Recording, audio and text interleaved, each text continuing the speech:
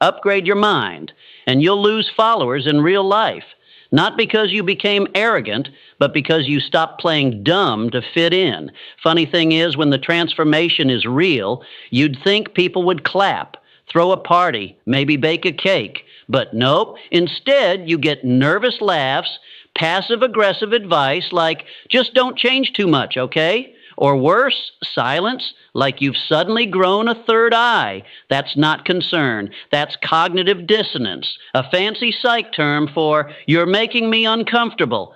Stop it. Your growth reminds them of their Netflix and scroll lifestyle, and that stings. Nietzsche nailed it. In Thus Spoke Zarathustra, he basically said, the herd doesn't hate the lion because he's evil. They hate him because he stopped mooing and started roaring.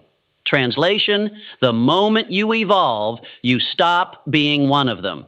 And that's terrifying for people who cling to mediocrity like it's a safety blanket. Building a powerful mind isn't a glow-up. It's a declaration of war on groupthink. You don't have to attack anyone. Just thinking for yourself is enough to send the average person into a mild existential crisis. So the real question is, why does becoming strong feel like betrayal? Why do your wins make people squirm?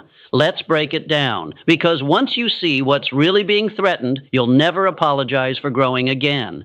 Let's be clear. A powerful mind isn't just inconvenient, it's dangerous, not because it's violent, but because it questions what everyone else blindly accepts. You start to notice the cracks in the rules you were taught, in the stories you were sold, in the normal everyone pretends to enjoy but secretly resents. And suddenly, you're not nodding along in meetings. You're asking, why are we even doing this? Nietzsche saw this as the curse of the awakened. He called it the burden of rising above collective mediocrity. Translation? You stopped drinking from the same Kool-Aid stand as everyone else, and now you're the problem. Irving Janis, the guy who coined groupthink, proved it in the lab. The moment one person breaks from the herd, the whole group starts glitching. Why? Because individuality threatens the illusion of unity. The world runs on autopilot obedience. Your evolution, your refusal to comply, disrupts that smooth, sleepy machine. You don't just think differently, you remind others they could too. And that is rebellion. It's not your beard, your books, or your black coffee addiction that scares them. It's your mind. Clear, independent, unbought. You're starting to see the battle lines, aren't you? This isn't just personal growth, it's psychological warfare. But what does it take to forge this kind of strength? Nietzsche said it best. One must still have chaos in oneself to give birth to a dancing star. But let's be honest, chaos isn't glamorous. It's not incense, journals, and morning mantras. It's nights where nothing makes sense. It's being torn apart by doubt, isolation, and the slow death of who you used to be. Carol Dweck's research on growth mindset makes it clear. Real growth doesn't come from comfort. It comes from friction, from challenge, from struggle. Comfort breeds complacency, but chaos breeds transformation. You don't level up by sipping herbal tea in your safe zone. You level up by walking through fire, burning the parts of you that can't carry the weight of who you're becoming. Psychologists call it post-traumatic growth, the phenomenon where people emerge stronger after pain, not in spite of it, but because of it. Viktor Frankl, who survived the Holocaust, discovered this brutal truth. Human beings can endure unimaginable suffering if they find meaning in it. Suffering without purpose breaks you, but suffering with direction, it builds you. Chaos is not the enemy, it's the crucible. It melts down the version of you that played it safe and forges the one who can no longer be ignored. You're beginning to embrace the chaos now. Good. But the question is, can you withstand it without breaking? Let's uncover the anchor you'll need to navigate this storm. Chaos, no matter how transformative, will tear you apart unless you have an anchor. Not a guru, not a podcast, not a 5-step morning routine. You need something stronger. You need you. Carl Jung called it individuation. The lifelong process of becoming whole. Not perfect, not pure, whole. And that means facing the one thing most people run from, your shadow. The parts of you you've buried, The anger, the fear, the desire, the chaos, they don't disappear. They go underground, and down there they grow teeth. Integration isn't about fixing yourself. It's about meeting the monsters in your basement and realizing they're parts of your power you never claimed. Nietzsche once warned, when you look into the abyss looks into you. But here's the twist. If you look long enough, you might stop fearing the abyss. You might realize you are it. And now, nothing outside you can shake you. Mindfulness isn't just trendy. It's tactical. Self-awareness is the ultimate weapon. When your thoughts no longer control you and your emotions don't dictate your actions, that's when you become unbreakable. The world will spin. The chaos will come. But if your center is rooted deep, you won't just survive it, you'll direct it. Now that you're finding your anchor, you're ready for the hardest truth of all. No one else is coming. No map, no mentor, no manual. So what happens when you realize you're the only one who can lead yourself? Let's confront the moment that changes everything. God is dead.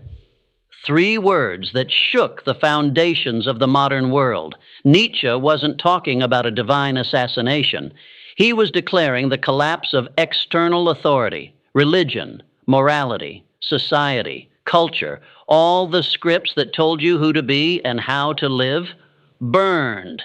In the ashes of tradition, something terrifying emerges. Freedom. No more commandments, no final judge, just you and the terrifying task of writing your own code. Scary, right? No user manual, no celestial tech support, just you, staring into the abyss with a pen in your hand. Albert Bandura called it self-efficacy, the belief that you are capable of shaping your own life.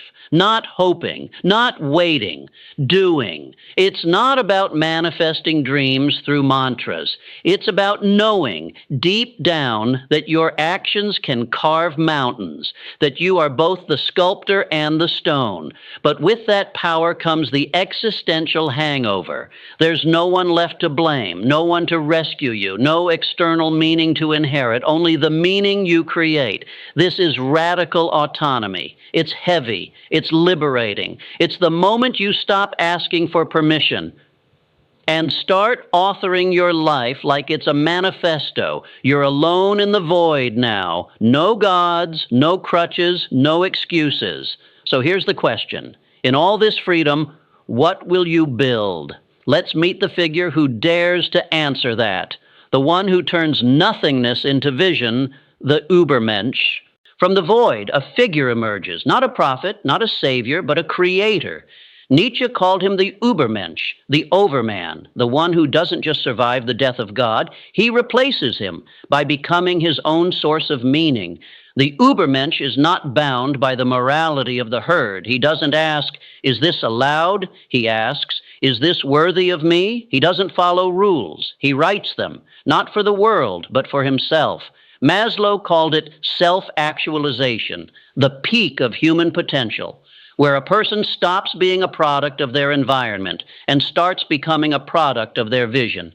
But here's what Maslow didn't say out loud. That true self-actualization requires rebellion. A gentle heart won't cut it. You need fire, steel, sovereignty. The Übermensch isn't meditating on mountaintops. He's walking through the world like it's clay and molding it quietly, relentlessly, without asking for applause. He doesn't beg for likes, validation, or applause.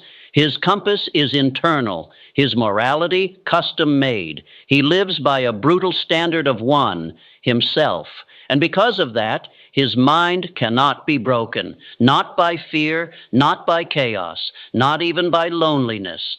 The Übermensch sounds inspiring, unstoppable, divine. But becoming one, that's a different story. Because the price of becoming this strong is everything weak in you, let's face the sacrifices you'll have to make. To rise above the herd, you have to leave it behind. And that is the real cost. Not money, not effort, but belonging. You'll lose brunch invites. You'll lose the fake friends who only liked the version of you that played small. You'll lose nods of approval from people who never questioned anything in their lives, and strangely, you'll start to miss it until you don't. Psychologist Erik Erikson called it the identity crisis, a necessary collapse before construction. You strip away everything that was handed to you, beliefs, expectations, roles, and in that void, you either build you or you fall back into the crowd and call it peace. Nietzsche knew this pain too well, mocked, isolated, misunderstood. He walked alone because his thoughts moved where others feared to look. That's the curse of seeing too far ahead. No one walks beside you until years later when they finally catch up. And yet, this solitude is not punishment. It's the proving ground. When you're no longer defined by your circle, your likes, your tribe, you finally get to ask, who am I when no one is watching? Yes, you'll lose the comfort of fitting in. But what you gain is far more sacred, the freedom to be true. You're ready to pay the price. You've left the herd, but now comes the hardest test of all. Can you endure the silence that follows and hear your true voice rise within it? Let's step onto the battlefield where your true self begins to emerge. Make no mistake, mental strength is a lonely road, not because you want to be alone, but because you've chosen truth over tribe. Carl Jung called it the paradox of individuation. To become whole, you must walk a path no one else can walk for you. And the further you go, the fewer people understand your language. You'll try to explain what you're doing. They'll nod and change the subject. You'll stop showing up. They'll say you've changed, and they'll be right. You have. Tajfel and Turner's social identity theory explains why this happens. Groups don't just accept you, they define you. And when you redefine yourself outside their script, they feel threatened because your freedom exposes their chains. Nietzsche saw solitude not as suffering, but as privilege, a necessary condition for greatness. Psychologist John Cacioppo found that loneliness, when embraced consciously, becomes fertile ground for self-discovery. Not absence of people, but presence of you. In solitude, the noise fades, the masks drop, and your inner voice, the one buried under years of noise, finally starts to speak. This is the solitude of the strong, not isolation, initiation, a rite of passage only the few endure, but from which the powerful emerge. You're learning to walk alone. You've found strength in silence, but here's the twist. The world doesn't want you to evolve. What happens when it starts to fight back? Let's uncover the subtle war waged against your strength. You're not just growing, you're disrupting, because in a world built to protect mediocrity, your rise is an act of war. Nietzsche called it slave morality, a value system built by the weak where humility is virtue, ambition is sin, and obedience is rewarded with approval, not because it's righteous, but because it keeps people in line. It's not morality. It's crowd control dressed as virtue. In the 1950s, psychologist Solomon Asch ran a chilling experiment. People were shown obviously wrong answers, and still most agreed with the group. Not because they believed it, but because they feared standing alone. That's how mediocrity survives. Not by being strong, but by making strength look dangerous. You've heard of the crab bucket effect?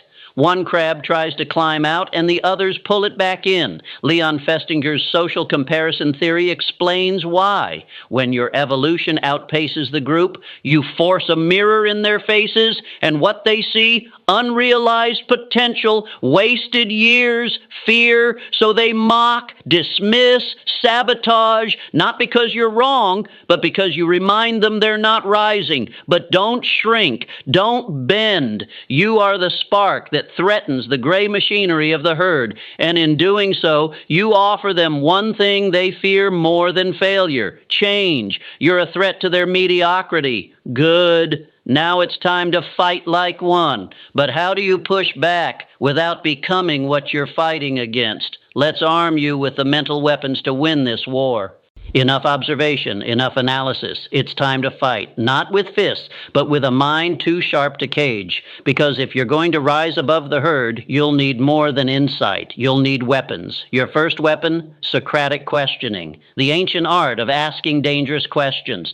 Don't argue with the crowd. Interrogate the framework. Ask, why do I believe this? Who benefits if I stay obedient? What happens if I choose truth over comfort?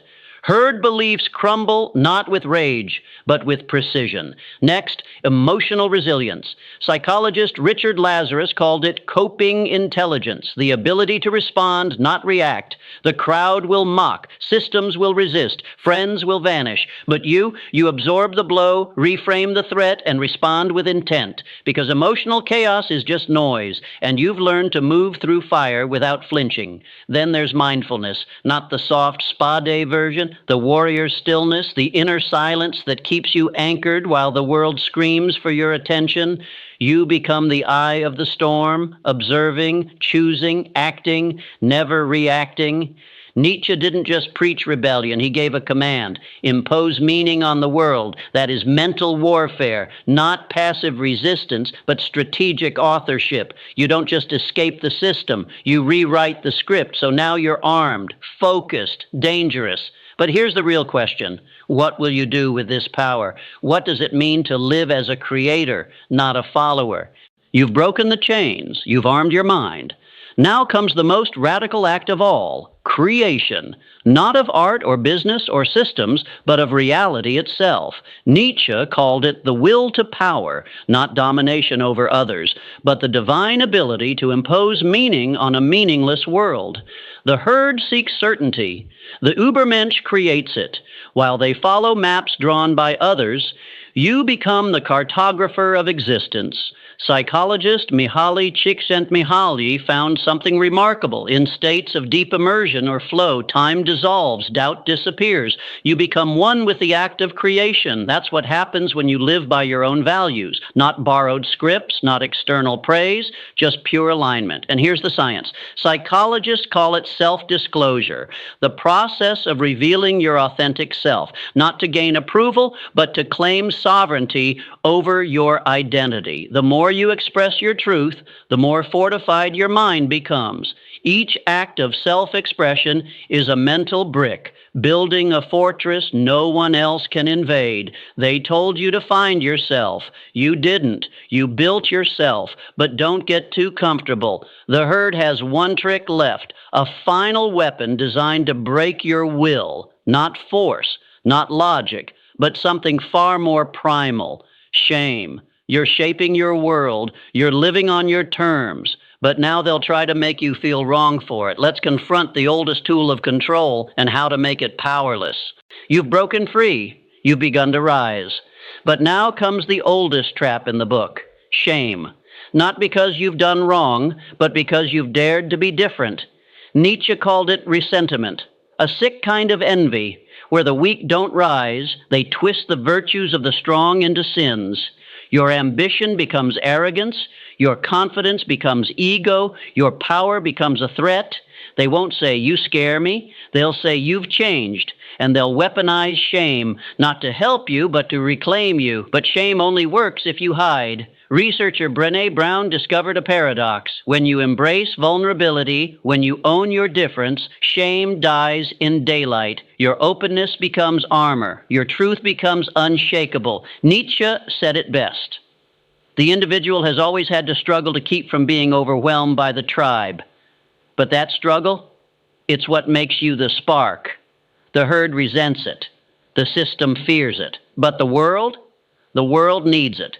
Because evolution never came from conformity. It came from the outsiders. So wear your difference like a crown, not a curse. Let them call it strange. You'll call it sovereignty. You've defied shame. You've owned your difference. But what's the final reward of this entire journey? Let's uncover the rarest treasure of all, the power of an unbreakable mind. You've resisted conformity. You've faced chaos, exile, shame, and now you stand on the other side. This is the reward of an unbreakable mind. Not just intelligence, not just strength, but something rarer, integrity. You live by your values, not by permission. Clarity. You see through illusion, even when the crowd is blind. Presence. You walk into rooms, and the air changes, because those who've built themselves cannot be ignored. Psychologist Richard Lazarus proved that true strength lies in how we respond to life. Not in avoiding stress, but in bending without breaking. That's what you've become, not rigid, but resilient. You don't collapse under pressure. You crystallize. Nietzsche's Übermensch wasn't built to obey. He was born to create, to take the raw, chaotic world and forge meaning where none existed, and science backs it. Resilient individuals become sources of change, not only surviving adversity, but inspiring transformation in others. You've become that force. You don't echo the world, you reshape it. While others wait for permission, you've already started building. You're tasting this power now. The question is, will you claim it fully? Because this transformation doesn't complete itself. You have to own it, live it every day. Let's take the final step and seal this evolution into your identity. You've come this far. Now it's time to cross the line, not in theory, but in declaration, because nothing changes until you claim your voice.